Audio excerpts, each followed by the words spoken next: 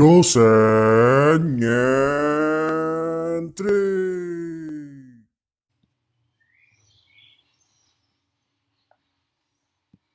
Bismillahirrahmanirrahim. Assalamualaikum warahmatullahi wabarakatuh. Waalaikumsalam.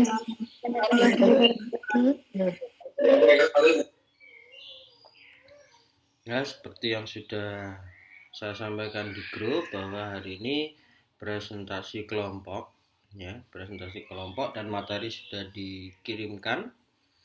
Maka teman-teman yang lain sudah bisa menyimak dengan harapan nanti bisa mengikuti jalannya diskusi dengan baik.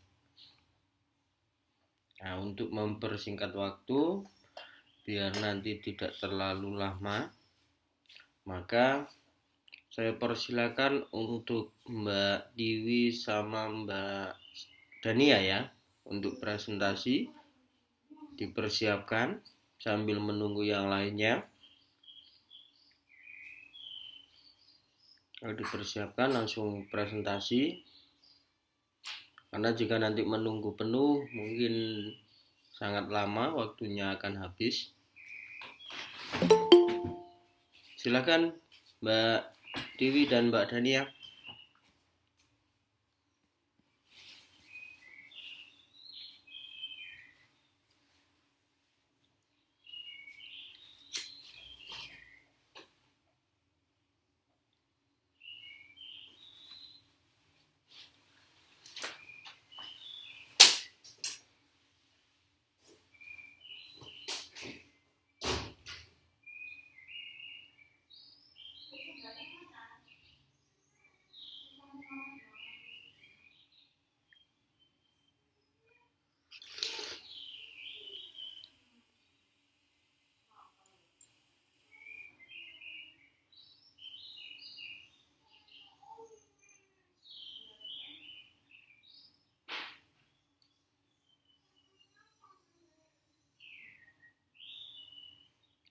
Dibuka dulu mic-nya.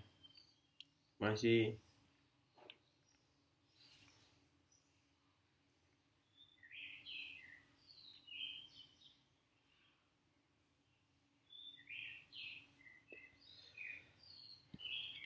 sebelum share screen dibuka dulu ya.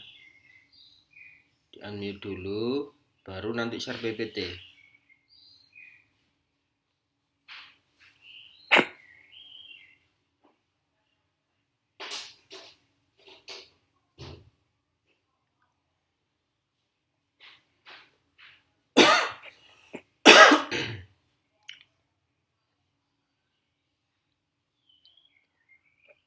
Bismillahirrahmanirrahim. Assalamualaikum warahmatullahi wabarakatuh. Waalaikumsalam warahmatullahi wabarakatuh. Waalaikumsalam warahmatullahi wabarakatuh. Perkenalkan, nama saya Dania Kusuma Wardani dan juga ada rekan saya Tiwi Widya Lestari.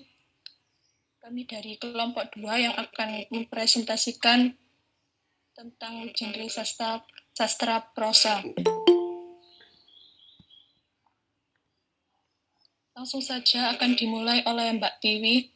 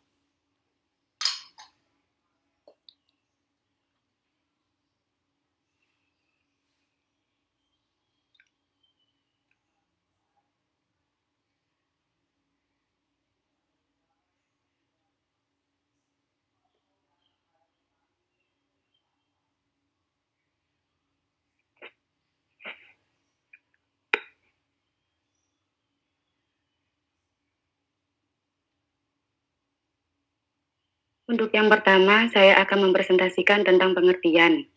Menurut Kamus Besar Bahasa Indonesia atau KBBI, prosa adalah karangan bebas. Prosa menurut Zainuddin 1991 Prosa adalah pengungkapan peristiwa secara jelas dengan penguraikan seluruh pikiran dan juga seluruh perasaan serta tidak terikat syarat-syarat tertentu dalam sebuah karya sastra. Slamet Mulyana mengemukakan istilah prosa secara etimologi berasal dari bahasa Latin oratio pro forza yang berarti ucapan langsung bahasa percakapan, sehingga prosa berarti bahasa bebas, bercerita, dan ucapan langsung.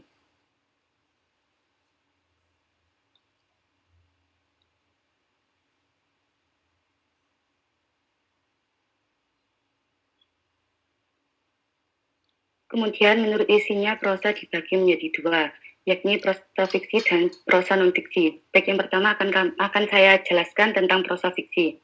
Dalam kesastraan, prosa fiksi disebut juga teks naratif atau wacana naratif, sehingga istilah prosa fiksi atau teks naratif atau wacana naratif berarti cerita rekaan atau cerkan, atau cerita khayalan yang termasuk dalam prosa fiksi, yakni dongeng, cerpen, roman, dan lain sebagainya. Maksudnya, prosa fiksi ini cerita yang berdasarkan khayalan atau khayalan pengarangnya, di mana isi cerita tidak sepenuhnya berdasarkan pada fakta. Kemudian ada prosa non-fiksi. Prosa non-fiksi adalah cerita yang tidak berdasarkan rekaan atau khayalan pengarang.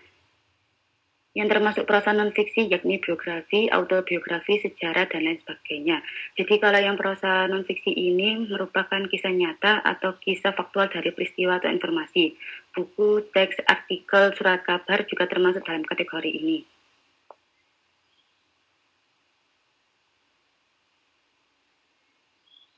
Bentuk-bentuk prosa.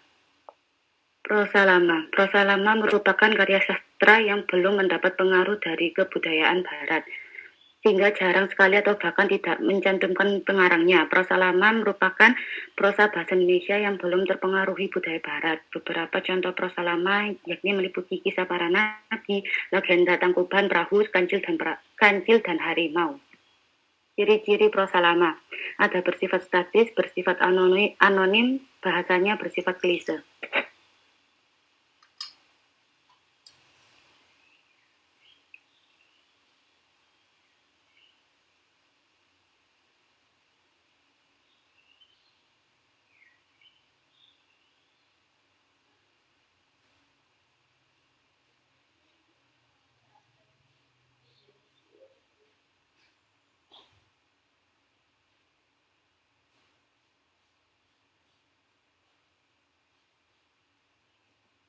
Prosa lama. Yang pertama ada hikayat.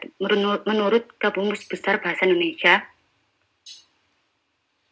hikayat adalah karya sastra lama Melayu berbentuk prosa yang berisi cerita, undang-undang, dan silsilah bersifat rekaan, keagamaan, historis, biografis, atau gabungan sifat-sifat itu. Contoh dari hikayat adalah hikayat Hang Tua, hikayat Banjar, dan lain sebagainya. Terus yang kedua ada sejarah. Bentuk prosa lama yang menceritakan peristiwa sejarah dan sesuai fakta. Contohnya Sejarah Melayu oleh Tun Sri Lanang, 1612. Yang ketiga ada kisah. Bentuk prosa lama yang menceritakan mengenai perjalanan, pengalaman, atau petualangan seseorang di zaman dahulu. Contoh kisah Raja Abdullah menuju kota Mekah. Kemudian yang keempat ada cerita berbingkai.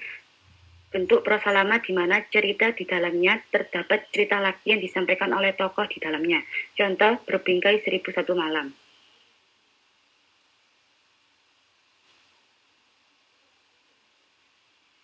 Yang kelima ada dongeng, bentuk prosa lama yang berisi cerita khayalan masyarakat di zaman dahulu.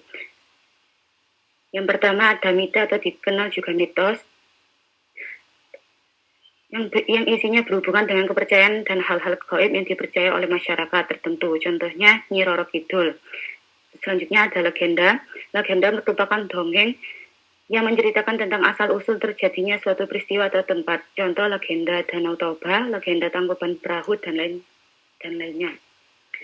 Kemudian ada fabel. Fabel merupakan dongeng yang menceritakan kehidupan hewan yang berperilaku menyerupai manusia. Contoh si kancil dan buaya. Selanjutnya ada sage. Sage merupakan dongeng yang menceritakan tentang kisah kepahlawanan, kesaktian, atau keberanian seorang tokoh. Contoh Pati Gajah Mada, Calon Arang, Kyung Winara, dan lainnya. Kemudian ada jenaka atau pandir, merupakan dongeng yang menceritakan mengenai kebodohan atau sesuatu yang lucu sehingga isinya dapat menggelitik pembaca atau pendengarnya untuk tertawa. Contoh cerita Pak Pandir, Pak Belalang, dan lain sebagainya.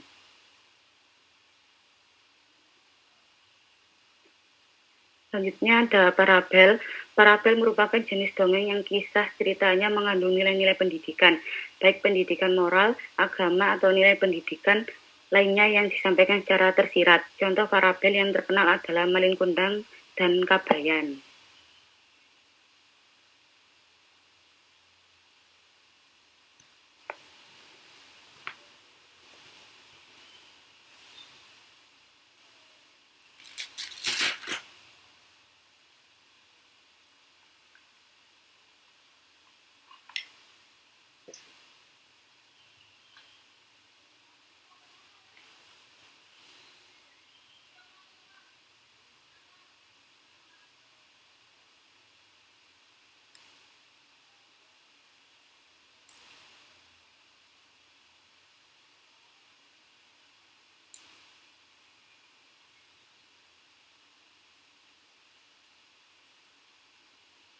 Selanjutnya prosa baru.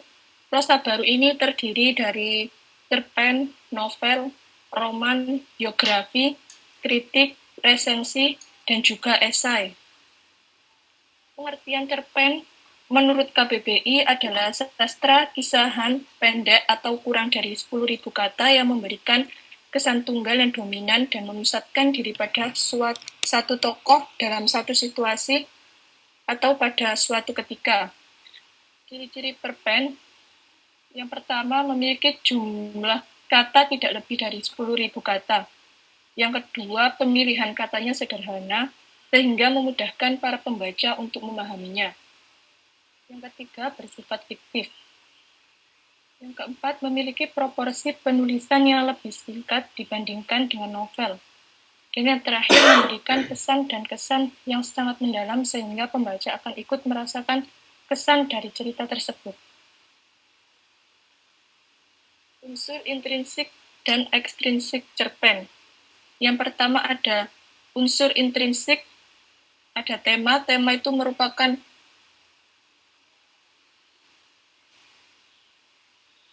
pokok pikiran atau ide atau juga gagasan pokok dan dipakai sebagai landasan atau dasar pembuatan cerita. Selanjutnya ada tokoh. Tokoh itu merupakan pelaku dalam sebuah cerita. Sedangkan penokohan merupakan watak atau karakter tokoh. Penokohan itu terbagi menjadi 3. Yang pertama ada protagonis atau tokoh yang memiliki watak baik, dan yang kedua ada antagonis atau tokoh yang digambarkan berwatak buruk yang biasanya menjadi musuh dari tokoh protagonis. Dan juga ada tritagonis, merupakan tokoh yang menjadi penengah antara tokoh protagonis dan antagonis atau tokoh yang bersifat netral. Selanjutnya ada alur. Alur itu merupakan rangkaian kronologi peristiwa dalam cerita pendek. Alur terbagi menjadi 3, ada alur maju, mundur, dan juga campuran. Alur maju itu merupakan alur yang disajikan secara kronologis sesuai dengan urutan waktu dari awal ke akhir. Sedangkan alur mundur dimulai dari akhir cerita ke awal cerita. Alur mundur itu juga bisa disebut juga istilah kelas balik. Selanjutnya ada alur campuran. Alur campuran merupakan gabungan antara alur maju dan alur mundur. Jadi rangkaian peristiwanya melompat-lompat atau peristiwa masa lalu dengan masa kini. Selanjutnya ada latar. Latar itu merupakan gambaran mengenai tempat, waktu, dan juga suasana. Latar sendiri terbagi menjadi 3, ada latar tempat, waktu, dan juga suasana. Latar tempat menjelaskan di mana peristiwa itu terjadi. Kemudian latar waktu menjelaskan kapan peristiwa itu terjadi. Dan latar suasana merupakan latar yang menjelaskan situasi atau kondisi ketika terjadinya peristiwa. jatuhnya bisa dalam suasana gembira, sedih, kecewa, dan lain-lain. Kemudian ada gaya bahasa. Gaya bahasa itu merupakan pemakaian ragam bahasa yang berfungsi untuk memberikan kesan yang menarik. Kemudian ada sudut pandang. Sudut pandang merupakan cara bagaimana pengarang menempatkan dirinya pada cerita.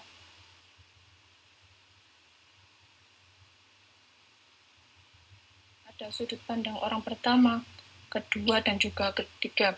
Untuk sudut pandang orang pertama ini menggunakan kata ganti seperti aku, saya, atau kami sebagai jamak. Dan yang kedua, ada sudut pandang orang kedua yang menggunakan kata ganti kalian, kau, kamu, dan juga Anda.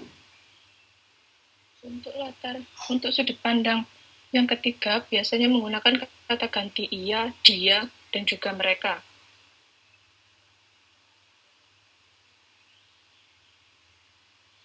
Selanjutnya ada amanat.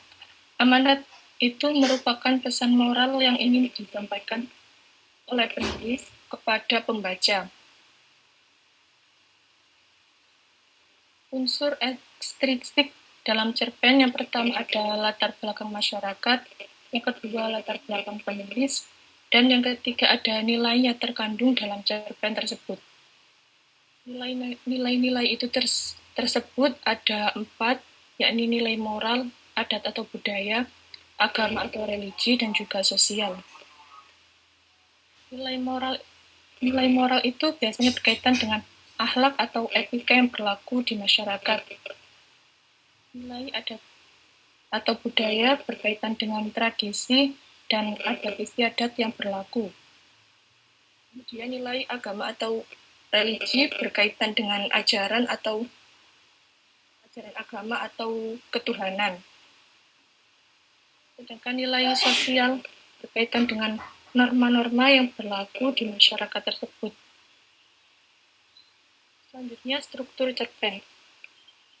Struktur cerpen terdiri dari orientasi, komplikasi, evaluasi, resolusi, dan juga kode. Orientasi berisi penentuan peristiwa yang menciptakan gambaran visual berupa pengenalan para tokoh dan hubungan antar tokoh. Sedangkan komplikasi berkaitan dengan pemaparan awal suatu masalah atau konflik. Evaluasi merupakan puncak terjadinya konflik tersebut. Selanjutnya resolusi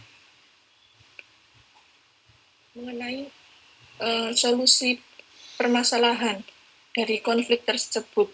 Dan yang terakhir ada koda. Koda ini bagian penutup yang biasanya itu berisi pesan dan kesan dalam cerita tersebut.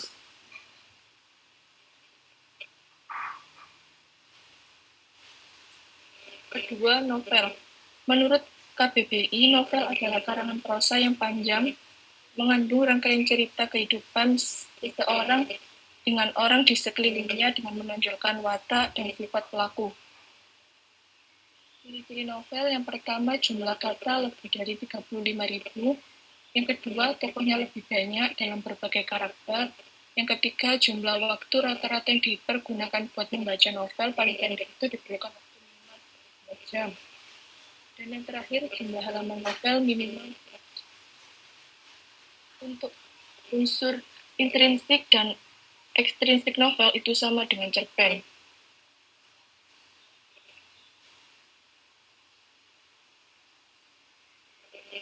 Yang ketiga ada roman. Roman adalah bentuk prosa baru yang mengisahkan kehidupan pelaku utamanya dengan segala suka dukanya.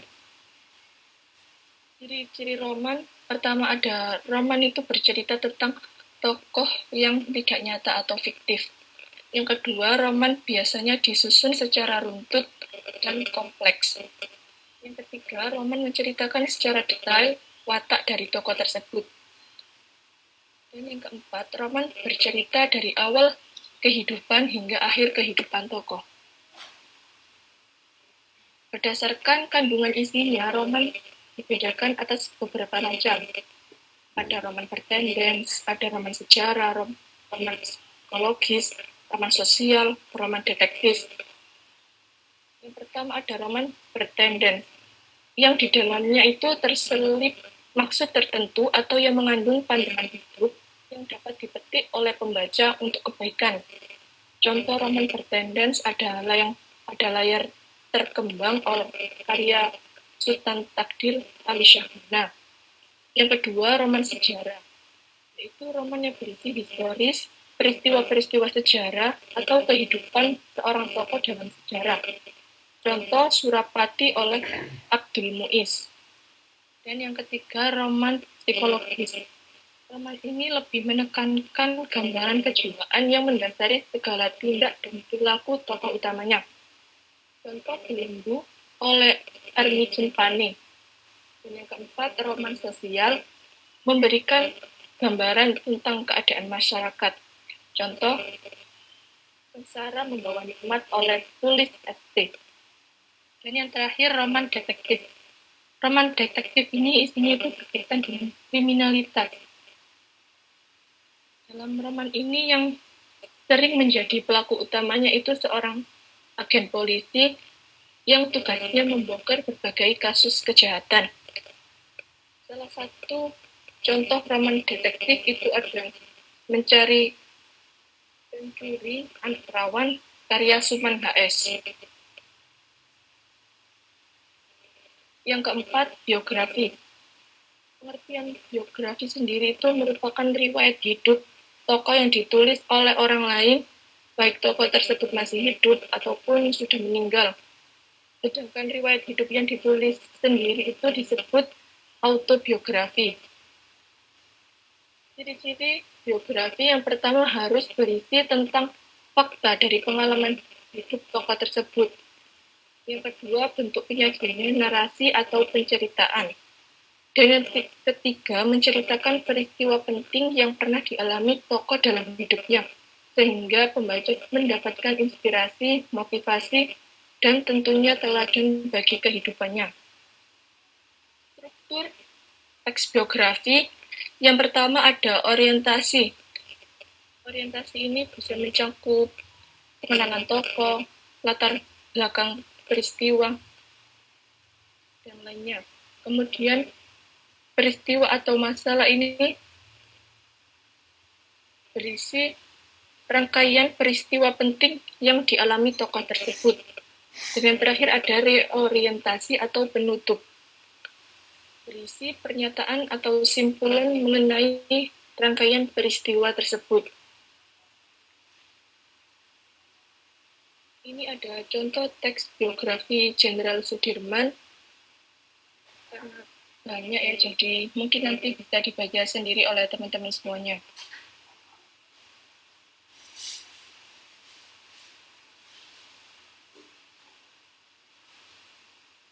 Yang kelima ada kritik. Kritik ini merupakan karya yang menguraikan pertimbangan baik buruknya suatu hasil karya dengan memberi alasan-alasan tentang isi dan bentuk dengan kriteria tertentu yang sifatnya objektif. Ciri-ciri dari kritik harus bersifat menanggapi atau mengomentari karya orang lain. Kemudian menunjukkan kelebihan dan kekurangannya. Yang ketiga, memberi saran perbaikan yang bertujuan untuk menjembatani pemahaman pembaca atau apresiator atau apresian dengan karya sastra yang bersangkutan. Kritik yang pertama ada tesis. Tesis ini bisa disebut juga dengan pernyataan pendapat yang menyajikan pandangan penulis terhadap objek yang disorot. Selanjutnya ada argumentasi. Argumentasi ini tuh berisi alasan yang logis. Kemudian ada penegasan ulang atau yang disebut juga dengan reiterasi, berkaitan dengan penegasan ulang hal yang sudah disampaikan dan menjadi penegasan dari bagian argumentasinya. Yang keenam, esai. Esai diartikan sebagai karangan singkat yang membahas suatu masalah dari sudut pandang pribadi penulisnya. Ciri-ciri esai yang pertama, berbentuk prosa singkat dan tidak membutuhkan waktu lama untuk membacanya. Yang kedua, berisi pendapat, sudut pandang, argumen, sikap, dan pikiran dari penulis sendiri yang menilai suatu kondisi atau fenomena. Dan yang terakhir, mempunyai ciri pribadi. Jadi yang membedakan esai dengan jenis karya sastra yang lain adalah ciri personalnya. Nah, ciri personal dalam penulisan esai adalah pengungkapan penulis itu sendiri tentang pandangannya, sikapnya, pikirannya, maupun dugaan. Ini adalah salah satu contoh kritik yang mengkritik novel Negeri Lima Menara karya Abu Adi. Novel Negeri Lima Menara mengisahkan tentang seorang anak yang dipaksa untuk masuk pesantren oleh kedua orang tuanya. Selama di pesantren, ia dipaksa untuk mengikuti peraturan yang ada di sana.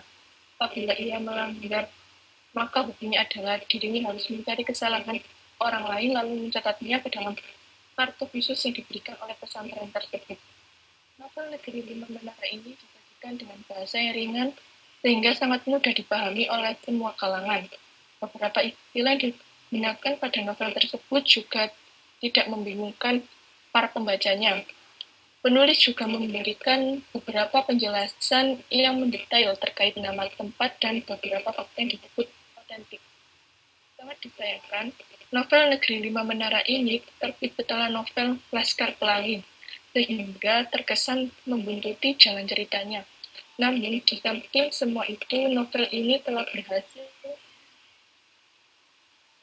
menampilkan sisi kehidupan yang mungkin belum pernah kita tahu, baik itu pondok maupun pola pendidikan di sana.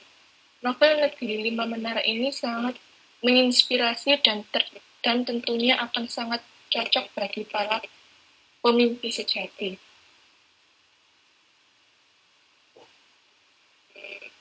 Contoh esai.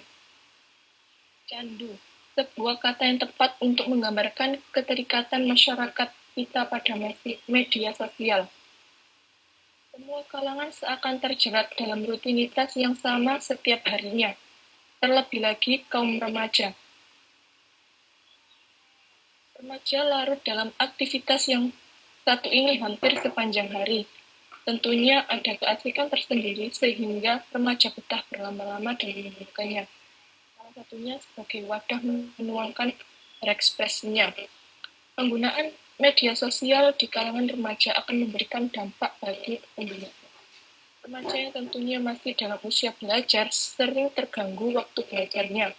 Ditambah lagi, sebaran informasi melalui media sosial dapat membentuk opini di kalangan remaja. Misalnya tentang standar kecantikan di kalangan remaja perempuan.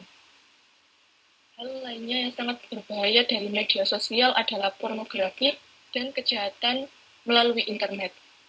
Walaupun demikian, kita tidak menampik bahwa media sosial pun memiliki dampak positif, di antaranya untuk menjaga silaturahmi dengan keluarga ataupun saudara yang jauh jarak tempat tinggal.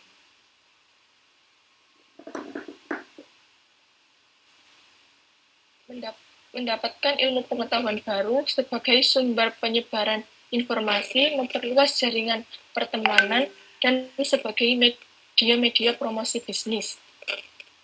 Penggunaan teknologi modern tentunya tidak lepas dari pengaruh positif dan negatif. Tentu saja hal ini tergantung dari penggunaannya. Remaja diharapkan dapat membatasi diri sendiri, serta kontrol dari orang tua sangat diperlukan. Dan yang terakhir, resensi. Resensi adalah pembicaraan atau pertimbangan atau ulasan suatu karya, baik itu buku, film, maupun drama. Resensi berasal dari bahasa Latin, dari kata kerja revider atau reserver yang memiliki arti melihat kembali, menimbang, atau menilai, mengulas sebuah buku. Unsur-unsur yang terdapat dalam resensi yang pertama, membuat judul resensi. Yang kedua, menyusun data buku. Data buku ini biasanya disusun yang terdiri dari judul buku, pengarang, penerbit, tahun terbit, penerbit buku, dan juga harga buku. Yang ketiga, membuat pembukuan. Membuat pembukuan dimulai dengan memperkenalkan siapa pengarangnya, karyanya berbentuk apa saja, prestasinya yang diperoleh, kemudian mengungkapkan tema dan kesan buku tersebut. Keempat, buku atau isi pernyataan resensi buku. Buku atau isi pernyataan resensi biasanya memuat hal seperti sinopsis atau isi buku, kemudian ulasan singkat buku dengan kutipan secukupnya, keunggulan yang dimiliki buku, dan kelemahan buku tersebut.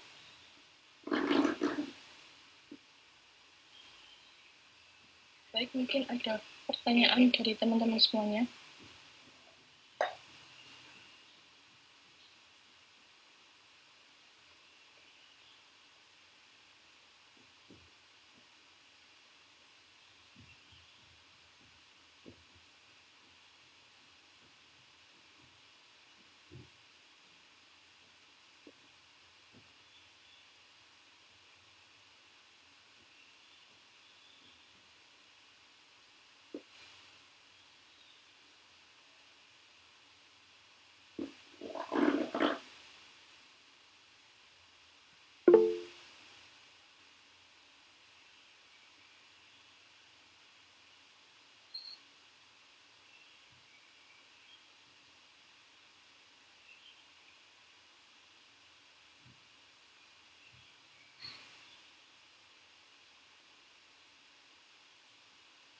Ya, langsung saja Mbak Amel.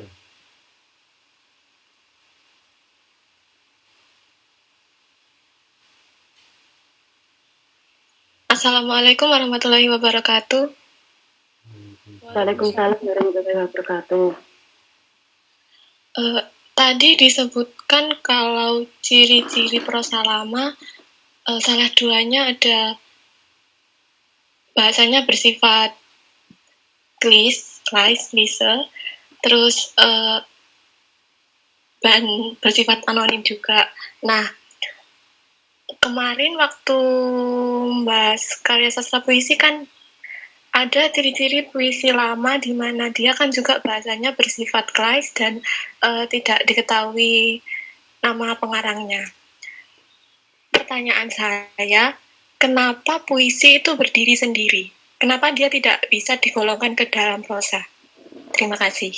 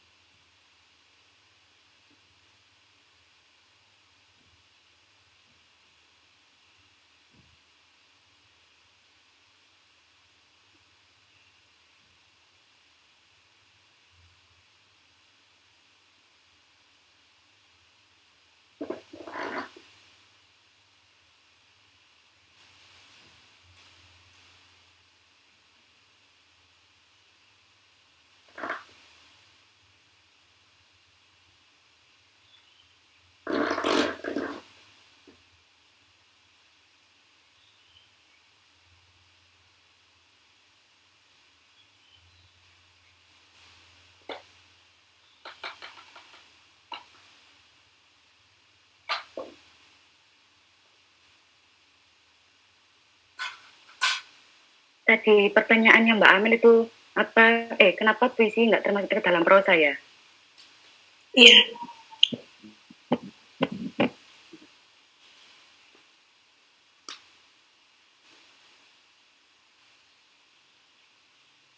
Kenapa kok puisi nggak termasuk ke dalam prosa? Karena puisi dipandang sebagai karya seni yang indah tetapi bisa pula bersifat prosa. Sedangkan prosa sifatnya lebih informatif namun terkadang puitis bersifat puisi. Jadi kayak prosa, bentar.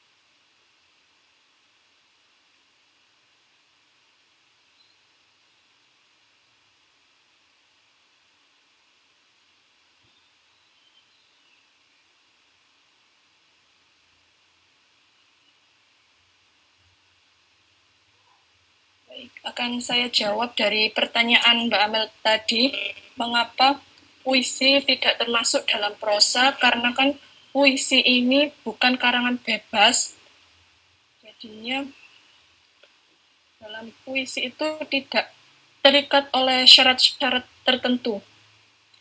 Dan juga puisi itu bentuknya tidak narasi atau bentuknya tidak bercerita. Kurang lebihnya seperti itu, Mbak Amel. Izin menambahi karena di dalam puisi itu ada perbedaan antara puisi sama prosa.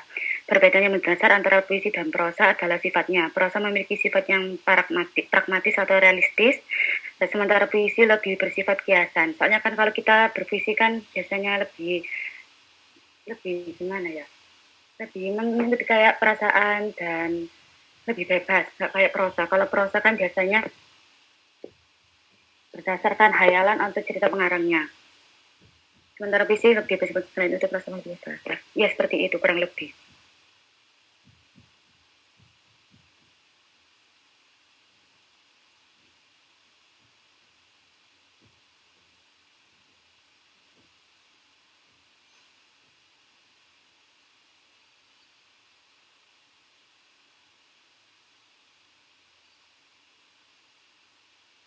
Mungkin ada pertanyaan selanjutnya dari teman-teman semua.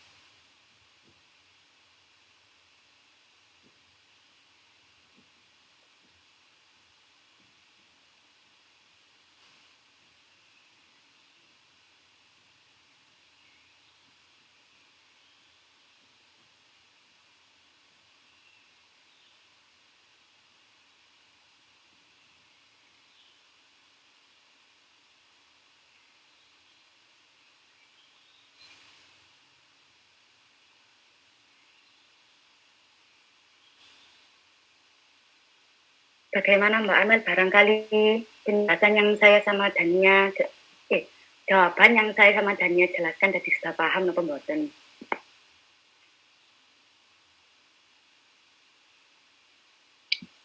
Sudah. Terima kasih. Oh iya Mbak, sama-sama. Barangkali teman-teman ada yang mau bertanya, silahkan. Barangkali Mbak Ami, Mbak Hanum, Mbak Maya.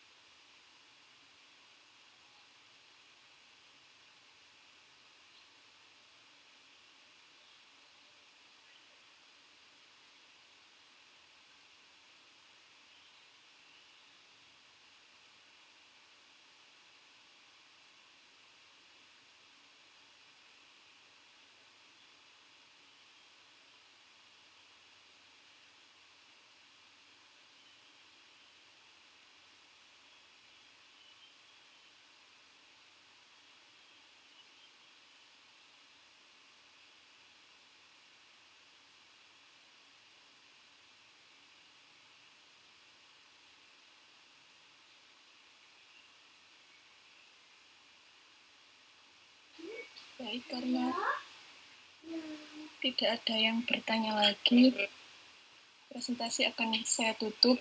Mohon maaf bila ada salah dalam pengucapan maupun kekurangan dalam PPT, saya mohon maaf. Sekian, terima kasih. Wassalamualaikum warahmatullahi wabarakatuh. Waalaikumsalam.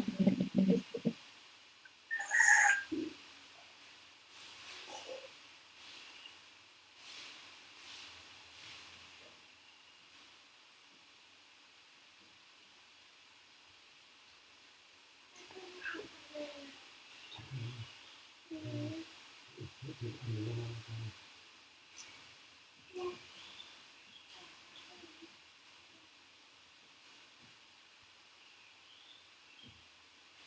catatannya untuk presentasi hari ini cukup menarik, ya, cukup kompleks, dan tetapi rujukan referensinya masih kurang luas gitu ya, karena masih banyak berfokus pada rujukan-rujukan yang sama. Salah satunya yang sering diulang-ulang adalah KBBI. Bentar. Mama?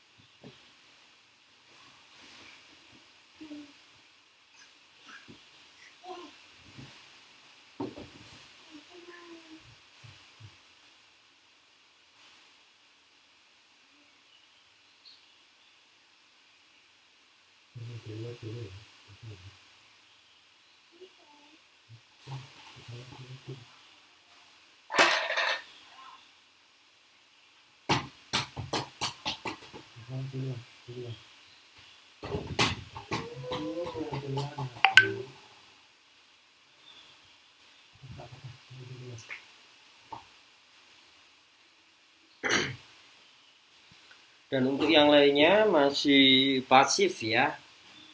Yang lainnya harus lebih aktif, jangan hanya hadir saja tapi tidak menghiasi diskusi ya.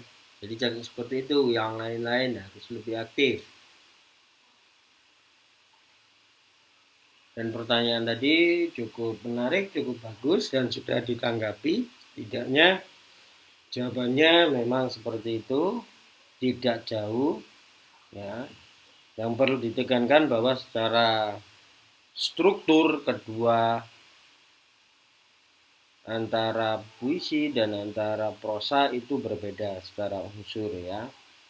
Nah, itu yang membuat kenapa puisi tidak bisa masuk ke dalam prosa, dan prosa juga tidak bisa masuk ke dalam puisi ya. Jadi itu alasannya ya. Kembalikan semuanya itu pada definisi dan kepada struktur. Cara membedakan itu dalam bentuk apapun itu akan mudah mencari perbedaannya. Dan yang perlu saya luruskan yakni terkait prosa yang non-fiksi ya, hati-hati ketika menyebutkan esai tadi. Yang paling melenceng adalah esai. Jadi di mana prosa non-fiksi ya itu harus tetap dalam ruang lingkup sastra ya, harus dalam ruang lingkup sastra. Seperti halnya kritik tadi yang ditulis adalah tentang novel ya. Jadi hati-hati di situ, awas terpeleset, karena esai itu juga ada genre yang umum ya, yang tidak masuk dalam kategori karya sastra, tetapi menanggapi permasalahan-permasalahan umum di masyarakat atau yang kerap disebut dengan opini kalau di kolom-kolom harian surat kabar. Nah, itu hati-hati di situ ya. Kalau esainya berbicara tentang sastra, nah maka esai tersebut bisa dikategorikan menjadi genre non-fiksi. Nah, tapi kalau isinya itu tidak berbicara tentang kesusastraan, jangan dimasukkan itu sebagai genre sastra non-fiksi ya. Itu yang perlu diperhatikan oleh teman-teman semua ya, awas keliru. Jadi mungkin itu catatan yang bisa saya berikan. Untuk presentasi selanjutnya saya ingin lebih aktif ya kelasnya, tidak hanya menjadi pendengar setia. Bisa difahami? Bisa, Pak. Ya. Dan untuk yang lain-lainnya jangan sering terlambat biar nanti tidak tertinggal materi-materinya. Oke, jika memang masih ada yang mau disampaikan silakan sebelum saya akhiri.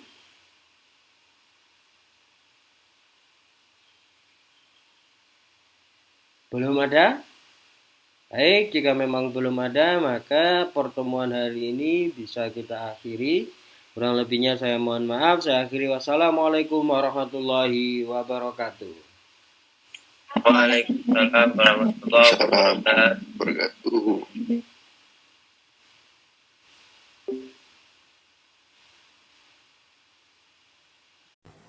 Jangan lupa